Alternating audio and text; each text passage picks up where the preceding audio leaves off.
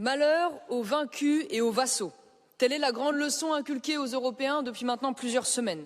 Si nous ne voulons pas risquer qu'un jour l'un de nos chefs d'État se retrouve dans la position de Volodymyr Zelensky dans le bureau ovale, alors oui, il faut augmenter nos stocks, nos munitions, notre matériel opérationnel, le nombre de nos soldats. Non pas pour jouer l'escalade guerrière, mais pour être craints par des adversaires convaincus de notre capacité à riposter. Civis pacem parabellum. Pour cela, nous devons dès maintenant écarter la dangereuse illusion d'une force armée au service d'une Europe fédérale. L'Union européenne peut et doit bien sûr faciliter le financement de ce réarmement, mais elle ne peut en aucun cas en être le général en chef. Ce sont aux armées nationales de défendre nos nations.